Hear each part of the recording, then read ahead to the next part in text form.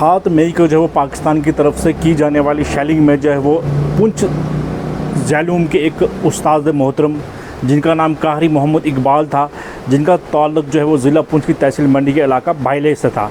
वो वहाँ पे बच्चों को जो है वो दीनी तालीम जो है वो देते थे और पाकिस्तान की तरफ से जब शेलिंग की गई तो उसके नतीजे में जो है वो उनकी जान जो है वो चली गई, जिसके बाद जो कुछ मीडिया चैनल्स ने जो है उनको दहशतगर्द जो है वो करार दिया गया, जिसकी वजह से उनकी फैमिली को जो है वो काफ़ी दुख हुआ। उनकी फैमिली ने उसके बाद जो है वो कोर्ट का दरवाज़ा जो है वो खटखटाया था। क्या मज़ीद जो है वो इनको इसके बारे में जानकारी हमारे साथ कारी इकबाल साहब के घर के एक शख्स हैं, हम उनसे भी बात करेंगे। सबसे पहले तो मैं आपका नाम जानना चाहूँगा। मेरा नाम तारिक मंजूर है। कारी इकबाल साहब को जब उनकी जान चली गई थी पाकिस्तान की तरफ से, जब शेलिंग की गई थी, उसके बाद कुछ मीडिया चैनल्स ने उनको दहशतगर्द करार दिया गया था, फिर आपने कोर्ट का दरवाज़ा खटखटाया, तो आज आपको जो है वो एक इंसाफ भी कहीं ना कहीं मिला, तो क्या कहेंगे इसके हवाले से? कारी इकबाल साहब मेरे रियल मामा थे, मैं उनका भांजा हूँ। 7 तारीख को उनकी डेथ हुई और 7 तारीख शाम ही को इन चैनल्स में, इनमें है जी न्यूज़ और न्यूज़ 18, रिपब्लिक, अपना वर्ल्ड, ABP न्यूज़ और 1-2 चैनल्स और भी हैं जिन्होंने न्यूज़ चला के जल्दी डिलीट कर दी थी। उनके भी हम जो मवाद हैं, उनके सबूत जो है वो इकट्ठे करने की कोशिश कर रहे हैं इस वक्त। तो उसी दिन इन्होंने ये न्यूज़ चलाई कि कारी इकबाल जो है ये पाकिस्तान का बहुत बड़ा एक दहशतगर्द था, ये पुलवामा का मास्टरमाइंड था, ये पाकिस्तान कोटली में हमने अपना ढेर किया है और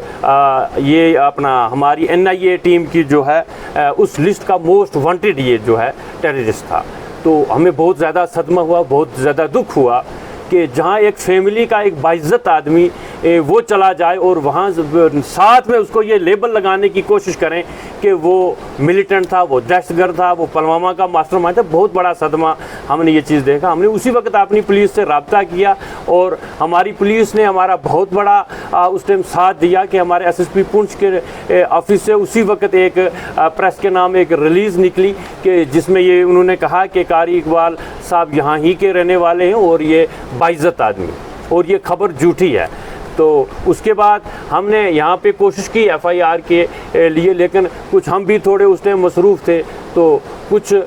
मसरूफियात की वजह से FIR नहीं हो सकी। फिर हमने अदालत आलिया का दरवाज़ा खटखटाया, जहाँ पे हमारे जम्मू में शेख अपना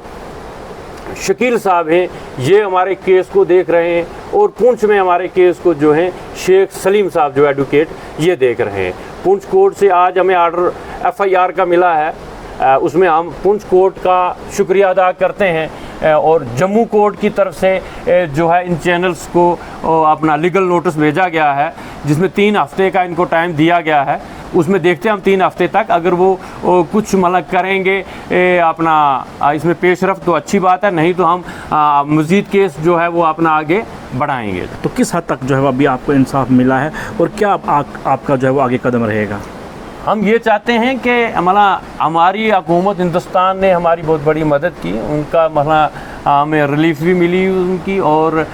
फैमिली मेम्बर में एक में अपना सर्विस जो मिला उनका भी शुक्रिया अदा करते हैं। लेकिन साथ साथ जो चैनल्स की बात है, ये हमारे हिंदुस्तान के बड़े चैनल हैं 3-4 जिन्होंने अपना ये खबर चलाई, और साथ में इन्हीं चैनल को गोदी मीडिया का लेबल भी लगा हुआ है। इन्होंने हमारे मामू की अपना डेड बॉडी को और खून से लथपथ डेड बॉडी जो थी उसको लगा के बहुत बड़ी एक खबर चलाई कि हमने बहुत बड़ी कामयाबी अपना की है कि एक बहुत बड़ा मोस्ट वांटेड मिलिटेंट जो है, दहशतगर्द जो है, पाकिस्तान का मोस्ट बड़ा वांटेड जो ये अपना बच्चों के ब्रेन वॉश जो करता था, ऐसे आदमी को हमने गिराया है। वो लेबल जब लगाने की कोशिश की तो ये हमारे लिए मैं कहूँगा जो सदमा था पहले, उसको मज़ीद दुगना इन्होंने करने की कोशिश की थी। हम ये चाहते हैं कि जब तक इन चैनल्स के अपना लाइसेंस जो हैं वो मनसूख ना किए जाए, तब तक हम अदालत आलिया का दरवाज़ा खटखटाते रहेंगे। तो ये थे हमारे साथ कारी मोहम्मद इकबाल साहब के घर उनके